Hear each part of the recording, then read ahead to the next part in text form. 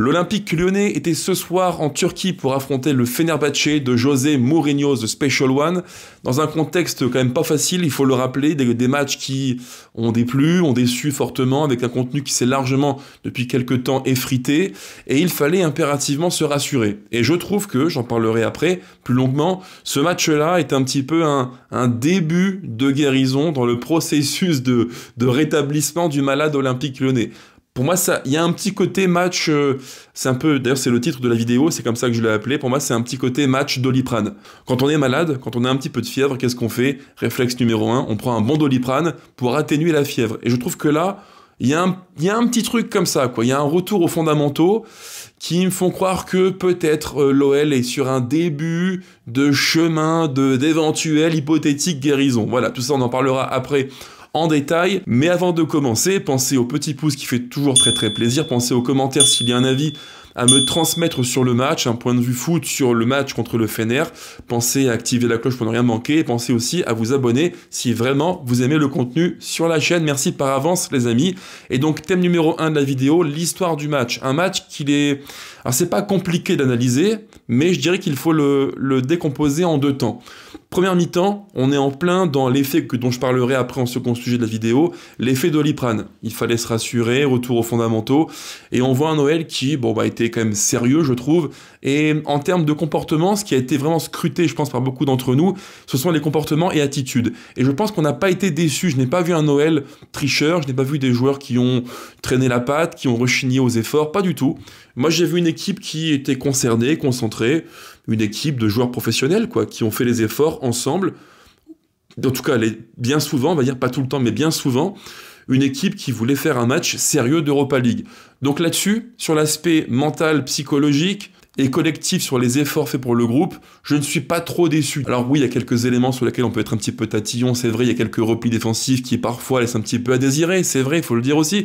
Il y a des séquences durant le match où, sur une transversale, les Turcs nous déstructurent totalement parce qu'il y a un manque de repli, notamment côté Benrahma, et aussi côté Fofana. Ça c'est vrai, ça s'est produit durant les 45 premières minutes. Mais sur l'ensemble du match, moi j'ai vu une équipe concernée qui a fait les efforts, qui a couru, qui n'a pas triché. Et je dirais même que c'est dans la continuité du match contre Toulouse. Toulouse, c'est pas un match de fou en termes techniques footballistiques, mais en termes d'attitude, il n'y avait rien à dire.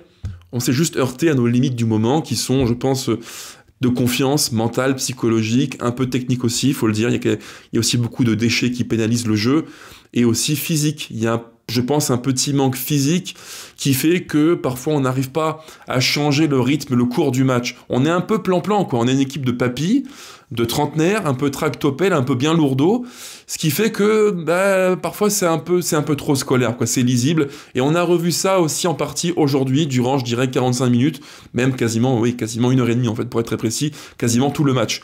Mais, donc voilà, je dirais qu'en première mi-temps, on a vu un OL qui était sérieux, même si, attention, le Fener s'est procuré quelques situations, alors pas des occasions nettes. Cette saison, j'ai quand même vu, je dirais, 4 ou 5 fois le Fener jouer en D1 turc, et franchement, je ne suis pas surpris. Ce qu'ils ont fait ce soir, c'est exactement ce qu'ils font depuis fin août. D'ailleurs, j'y pense, petite dédicace à mon pote Dervis qui se reconnaîtra, qui est turc et qui est fan du plus grand club, qui supporte le plus grand club turc, qui n'est pas le Fener, mais qui est de rouge et de jaune, et qui est Galatasaray. La bise, mon pote, dédicace à toi, mon pote Dervis, pour le meilleur club turc. Il n'y a même pas de débat possible. Voilà, Hakan Şükür et George Hagi, le Maradona des Carpates, pour ceux qui l'ont connu à l'époque, début 2000, fin 90-2000. Bref, fin de la parenthèse. Alors, le Fener fait un match qui est classique, un match comme ils font depuis des mois et des mois en D1 turc et en Europa League. Un schéma classique, un schéma à 3, avec des pistons qui prennent le couloir H24, notamment, je dirais, leur joueur clé du moment, qui est Szymanski, qui est un bon piston gauche, qui prend le couloir, qui a une bonne patte gauche, qui est dynamique. Mais en fait, c'est quasiment ça leur plan de jeu. Ils ont un plan de jeu qui est tellement basique, le Fener. On les connaît, ceux qui les voient jouer les connaissent comme moi. C'est un style qui est assez basique. C'est pas du grand football, c'est pas un football pensé, léché. C'est un foot, grosso modo, assez direct, assez vertical, où en gros, on touche les deux pistons et tout de suite, sur des longs ballons, on cherche le jeu de tête qui est très très fort d'En-Nesyri ou Dzeko quand il joue. C'est assez rudimentaire. Et malgré ça, durant le match, ils ont su le faire, je dirais, 4 ou 5 fois plutôt bien. Et ça a même failli, à 2-3 reprises, faire mal à l'OL. Mais dans l'ensemble, c'était relativement pauvre ce qu'a fait le Fener. Voilà, une équipe qui est, elle aussi, d'ailleurs c'est un petit point commun entre eux et nous, on a deux profils d'équipe qui ont alors des différences, c'est vrai, mais quelques points communs aussi. En termes de mobilité, c'est pas extrêmement dynamique, c'est deux équipes assez lentes et assez peu mobiles, je trouve assez rigides, et un plan de jeu qui est assez clairement identifié. Et nous, face à ça, eh ben, je dirais qu'on a fait un match quand même relativement sérieux, pas génial, c'est vrai, mais un match de guérison, un match d'une équipe qui est malade et qui veut impérativement se rassurer et revenir à des fondamentaux. Il y a eu quelques séquences durant 45 minutes qui ont encore posé question. Toujours les mêmes symptômes. J'ai revu un Noël qui était un petit peu attentiste, laxiste défensivement, un Noël qui manque clairement d'agressivité, qui n'est pas prêt à faire le petit pas pour aller bloquer l'action, pour casser l'action, ça on n'arrive pas à le faire. C'était mieux en seconde mi-temps, je tiens à le dire, nettement mieux dans ce registre-là, mais durant les 45 premières minutes, il y a eu un manque en termes d'agressivité. Je n'ai pas vu un Noël vraiment très très impactant et assez agressif pour faire mal aux Turcs. Il y a une séquence de jeu que je vous mets à l'écran aux environs de la 10e minute et quelques secondes, où en gros, sur tous les duels, alors ça dure environ 20 secondes la séquence de jeu, je n'ai pas le droit à la vidéo, donc je mets quelques screens pour l'illustrer, et durant les 20 secondes de la séquence, on est en retard sur tous les duels, tous.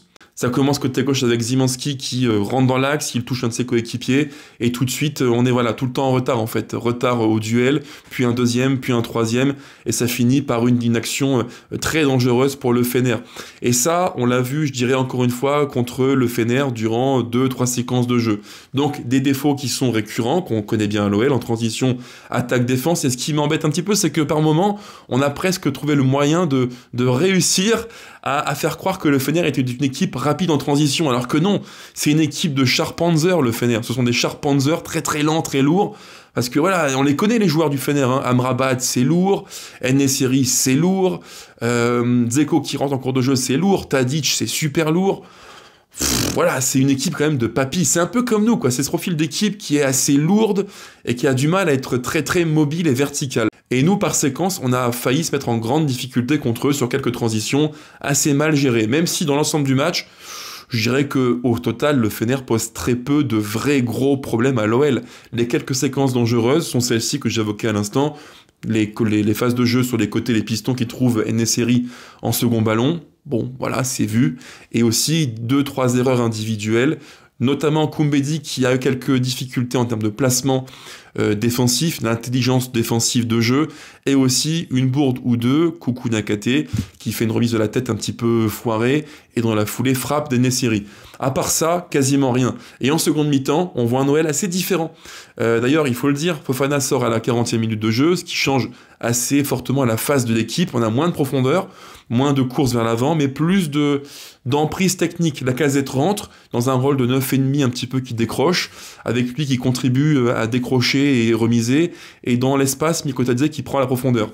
Intéressant, et j'ai vu de belles séquences de jeu, et ce qui me fait plaisir, c'est qu'en seconde mi-temps, j'ai revu par séquence un Noël qui pouvait affirmer des temps de possession. Des vrais temps de possession. Alors pas forcément conclus, même rarement conclus, il y a eu 0 but, 0-0, voilà, malheureusement, mais on a vu des séquences de possession, de contrôle qui ont duré 30, 40 secondes, voire plus. Et ça montre quand même que on n'a pas tout perdu. Il y a des restes de l'OL qu'on a aimé il y a maintenant un mois et demi, il y a des restes, il y a des bribes de séquences de jeu qui montrent qu'on n'est pas totalement foutu, quoi, et ça c'est rassurant. J'ai aimé, alors aimé c'est un grand mot, mais j'ai apprécié, on va dire, ce qu'on a fait en seconde mi-temps, un Noël qui était plus dans la maîtrise, et qui aurait pu, malheureusement, c'est la frustration du match, qui aurait dû gagner, je pense, parce que en faisant un peu plus, en étant un peu plus tueur, le match, on le prenait. Deuxième thème de la vidéo, c'est l'effet Doliprane, c'est le titre de la vidéo. Alors pourquoi un tel titre? Pourquoi l'effet Doliprane? Ce match contre le Fener, pour moi, c'est comme si on était malade, on a la grippe, on a la gastro, on a une bonne fièvre qui monte et qui nous tambourine dans le crâne, et on prend directement quoi? Eh bien un Doliprane. Un bon Doliprane en 1000 mg, ça fait du bien. Et ce match-là, pour moi, c'est typiquement ça, c'est l'effet Doliprane. Il fallait revenir à des fondamentaux que Pierre Sage avait évoqués en conférence de presse d'avant-match dans mon souvenir. Il avait fait largement allusion à ça, des fondamentaux basiques, un bloc plus groupé, plus structuré, des efforts les uns pour les autres, une envie de défendre collectivement, et du sérieux, de l'implication.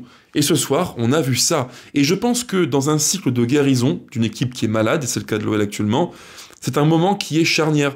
Il te faut ce match où tu vas te rassurer, où tu vas reposer les briques qui vont solidifier l'édifice. Tout n'est pas perdu, tout n'est pas foutu, heureusement.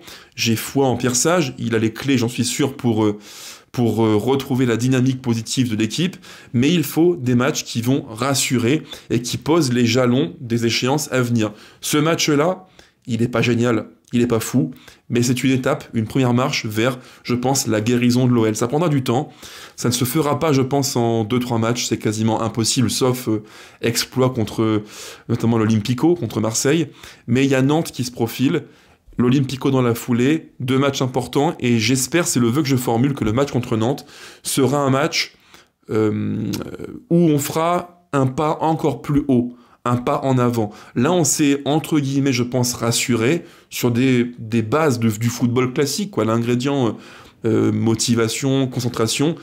Contre Nantes, il faudra jouer au foot, gagner et bien jouer. Et enfin, troisième thème de la vidéo, le top et le flop du match. Alors là, pour moi, il n'y a pas trop de surprise. Mon top, il est clair, c'est Nemanja Matic. Il a fait un match de patron, un match de niveau européen, et je pense que le grand Nemanja, et ce soir, il avait une envie assez folle de briller devant José Mourinho, The Special One. Les deux ont une relation qui est très belle, ils se connaissent par cœur, ils se sont croisés à de multiples reprises, et je pense qu'il avait vraiment envie de faire un gros match. Je l'ai vu très motivé, il a gratté un nombre de ballons incalculable, il a été intelligent, très peu de pertes de ballon, il a été à la fois bon pour temporiser et bon pour récupérer. Franchement, match complet de Nemanja Matic. Au milieu de terrain, moi je n'ai vu que lui. Je n'avais Dieu que pour lui, comme souvent vous me le direz. C'est vrai, j'aime beaucoup Nemanja. Mais là, pour moi, il fait un match complet. C'est mon top du match. Donc bravo à Matic. Et le flop du match, pour moi, il est assez clair. Ça me fait un pincement au cœur de le dire, mais il fait un mauvais match, je trouve. En tout cas, un match moyen. Il aurait pu donner les 3 points à l'OL. Il aurait pu tuer le match. C'est Georges Mikotadze qui fait un match moyen à la finition. Des gestes très brouillons et pas tueurs. Lui qui est si clinique et adroit devant le but, là, je l'ai trouvé peu inspiré et franchement maladroit, un petit peu déconnecté de son foot, quoi. Donc, il a le droit à l'erreur, évidemment, mais quand il a la possibilité de marquer un but dans un match comme celui-ci, il doit planter. C'est une vraie marge de progression pour lui, on lui fait confiance, il a du temps de jeu, il joue en ce moment, il faut qu'il plante et qu'il tue les matchs. Ce soir, en ayant plus d'inspiration offensive, je pense qu'on prend 3 points, on serait qualifié largement dans le top 8 facile, et il n'y aurait plus de débat, et on dirait match de la guérison pour l'OL. Là, on est sur un match en voie de guérison, un match effet Doliprane, c'est plutôt positif, je pense, même si ce n'est qu'un nul, mais dans le contexte actuel, c'est un point qui fait du bien, qui aurait pu être bonifié davantage, mais qui fait du bien quand même. Voilà en gros les gones, mon débrief du match, format rapide. Ce coup-ci, j'ai enfin réussi à me tenir à mes fameuses 15 minutes que j'évoque souvent en intro de vidéo. Je sais que beaucoup me disent « Mika, tu dis tout le temps en format court 15 minutes, mais tu n'arrives pas à les tenir. » Là, j'y suis arrivé, donc franchement, je pense que je mérite pas mal d'applaudissements. Sur ce, les gones, à très vite. Elle est l'OL toujours, évidemment. On se retrouve bientôt. Alors quand, je ne sais pas, on verra bien selon l'actu de l'OL. Au minimum, on se reverra ce week-end pour le match en Ligue 1 contre Nantes. Ciao, ciao les gones, allez l'OL toujours plus que jamais.